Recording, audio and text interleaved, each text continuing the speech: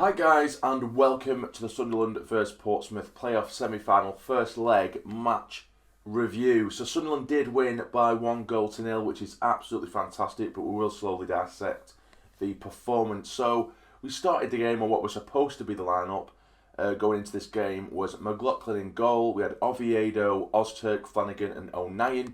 Across the back we had Max Power and Catamol in the middle. We had McGeady, who was supposed to be starting on the left, but then just before the game was supposed to begin, about 15 minutes beforehand, McGeady pulled up in the warm-up and said that he wasn't able to play. So he was replaced by Gooch.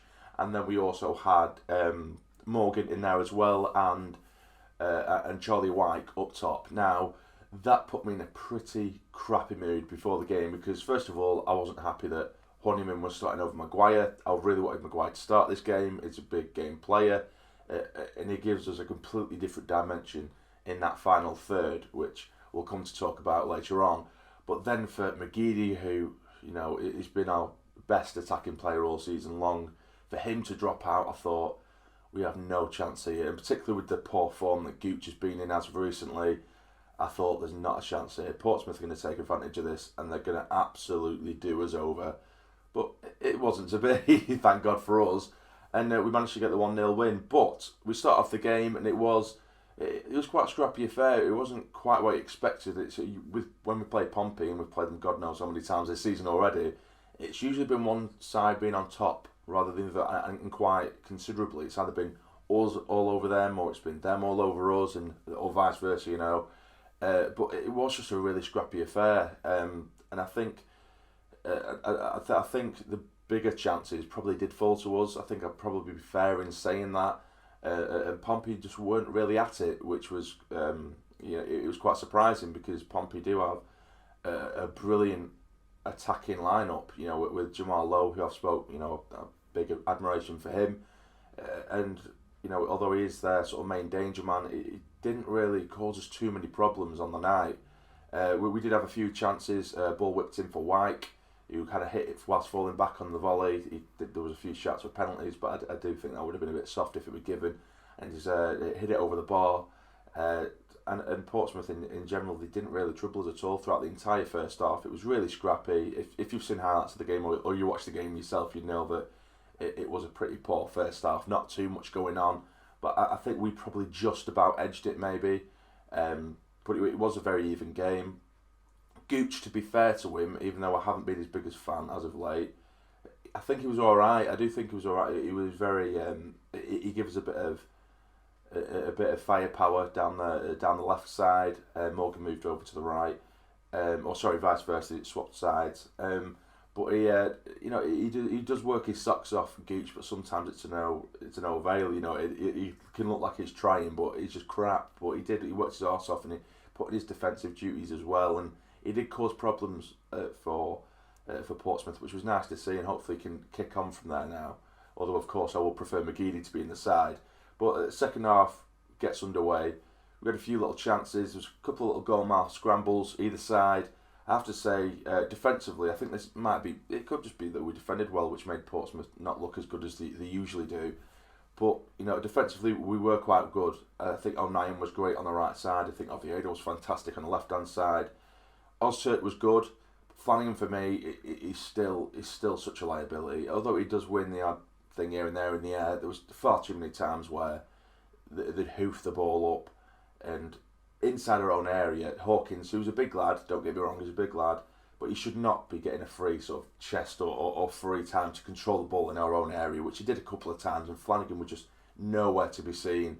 But luckily, someone like Ozturk or O'Nien or Oviedo will come across and save his arse, basically. So little things like that, well, not many people will notice. It's a big thing. No one should be able to win the first ball in the area and bring it down, and it was because of Flanagan. And there's a few times as well where he should really be taking a leaf out of Ozturk's book. Just get the ball away. In games like this, you need no nonsense defender. Just get the ball away. Don't mess around with it. But Flanagan, a couple of times, bring the ball forward. When you've got someone like O'Nien or Oviedo on the left side, they're completely free. You're just begging him to just pass the ball on. But he'll try and play this really slick, precise pass along the floor through the midfield, and he passes it straight to Portsmouth players, and it put us under pressure. And luckily, Portsmouth didn't make anything of these chances, but there's just a couple of times he was trying and he went for the Hollywood pass, and you really, really didn't need to. Just keep it simple, or if you know you've got no options, I'd rather you hoof it. I'd rather you hoof it because White was winning quite a few aerial duels up there, so you may as well go for it. Don't get me wrong, when you've got someone like Grigg up top, don't hoof it because you're just basically giving them back possession. But when you've got someone like White up there, by all means, hoof the ball up top because he's been brilliant recently, White. But that was my little frustration with Flanagan. But eventually Maguire did come on, and my God, did he change the game. Immediately getting himself on the score sheet. Ball on the left-hand side from Oviedo, whipped in. It was just taken off White's head, headed away. It was a sort of loose ball on the volley, on the edge of the box by King Maguire, and he's absolutely lashed it into the top left-hand corner. Brilliant finish, and it was just what we needed. That little bit of extra quality, that little bit of extra something up top, which he does give you, and I mentioned before, he gives us a completely new dimension, he's something different, and he's a very creative player, and he can make something out of nothing, and he's such a big game player. He loves to be the centre of attention. He wants to be on the ball. He wants to be on the end of those clearances to maybe get a volley in like he did and score a goal, and he wants to get involved, and he is such a little shithouse as well, and such a wind-up merchant, which of course teams playing against us, they absolutely hate, but we love it, and it is just really fun. And he's a display that we haven't really had at Sunderland for quite some time, so it was a fantastic finish. We also had a chance through Honeyman. He had a completely free header from about 6 yards out, and to be fair, he was quite unlucky really, but he's headed it directly at the Portsmouth keeper, who did have a good game as well, and it's hit him directly in the face. But just a few minutes later after the goal, when Maguire did score, Ozturk got himself sent off. I think it was Evans, for Portsmouth coming down. Now, this is where it's difficult, because was he clean through on goal? He was, but he was coming away from goal. He was going from right to left. He was on the left-hand side, but he was drifting off to the left-hand side. Even if Evans managed to get past Ozturk, it still wouldn't have been a clear-cut goal-scoring opportunity. And now looking back at it as well, it looks like Ozturk has slid in across him, and it looks like he has just got a nick of the ball. And even if he hadn't, because Evans' touch, it was taking him way away from goal, it wasn't a clear-cut goal-scoring opportunity. It wasn't, and it was a poor touch as well if it was just directly off Evans to take him away from goal. So for me, yes, a yellow card I would have accepted, but I was absolutely gobsmacked that the ref had pulled out a straight red for that challenge, because it was never in a million years a red card. Never in a million years. But so that put us on the back foot as well for the final 20 minutes. But even then, I say this, but from that following free kick, he had the free kick, we had to bring on Dunn, and luckily for us it was Dunn who kind of saved the day here. I'm not too sure whether many people noticed, but the free kick was taken, it was heading towards that top right hand corner, it just took a nick off Dunn's head, which flicked it onto the bar, and we managed to get it away. And there was a goal-mile scramble or so for Portsmouth for the final 20 minutes against 10 men, but if anything we still made the better chance with Maguire on the edge of the box again, struck it hard and low, bottom left-hand corner, and it's just hit the outside of the post. And eventually that were it. I just think Portsmouth probably just had a bit of an off day, but that goes in our favour because all season when we have played Portsmouth, they have been our sort of bogey team. We haven't been able to get a win against them in any competition or in the league or what have you.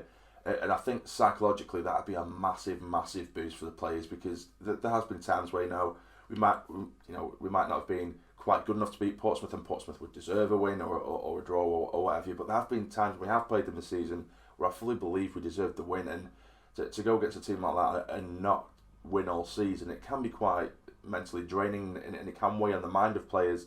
So now they know themselves, we can beat them. We can beat them over 90 minutes. So it finished 1-0, fantastic result.